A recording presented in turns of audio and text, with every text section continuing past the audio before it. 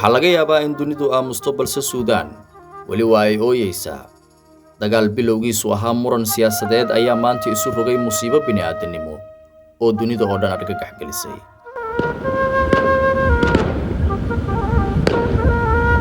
tan iyo Abriil 2023 in ka badan 100,000 ilaa 150,000 oo qof ayaa la rumaysan yahay inay ku geeriyoodeen dagaalada, gaajada, cudurrada iyo dhibaatooyinka ba'an ee ka aloolsan Suudaan.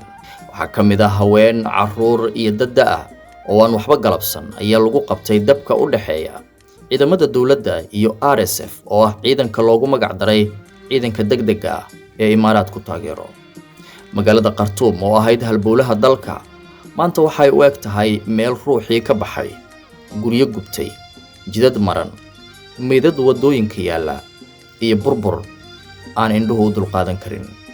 dagaalkaas waxa uu sababay in ka badan 13 milyan oo qof inay ka qaxaan guryahooda, qaar gudaha Suudaan ku qaxay, qaarna ay u gudbeen dalalka dariska sida Chad, South Sudan, Masar iyo meelo kale.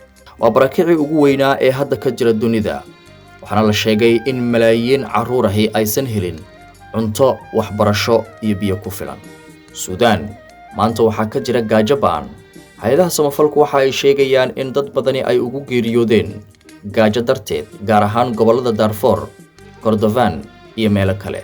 isbitaallo badan ayaa la burburiyey, dawo ma jirto. dhakhaatiirta qaarna waa ay ka baxeen xarumaha caafimaadka. dhimashada carruurta ayaa kor u kacday. heerka biyo la'aaneed, cudurrada, nafaqadarrada iyo shubanka ayaa sidoo kale aafeeyey dalkan.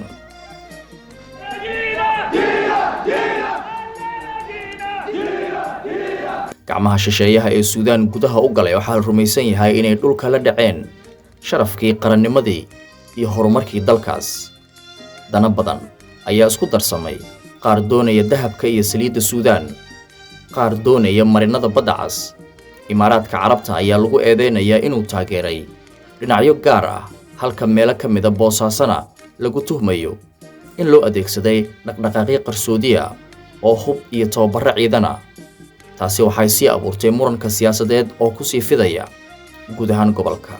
qaramada midoobay iyo dalalka reer galbeedku waxay ku baaqayaan xabad joojin, balse hadal kaliya ma bixiyo cunto, biyo iyo nolol dhammaystiran. Suudaan waxay maanta u baahan tahay ficil, ma ahan cambaarayn oo kaliya. dalkan ka mid ah qaaradda Afrika waa dal ku caanbaxay ilbaxnimada, xagga waxbarashada, caafimaadka iyo horumarada kale. maanta waxay sugaysaa maalin ay dib u hesho codkeeda nabadeed iyo midnimadeeda. dhiigga maanta daadanaya waa xasuus ay taariikhdu qori doonto, balse weli waa suuragal in berri uu noqdo maalin cusub, rajo cusub, mustaqbal cusub, horumar cusub iyo hawl kale.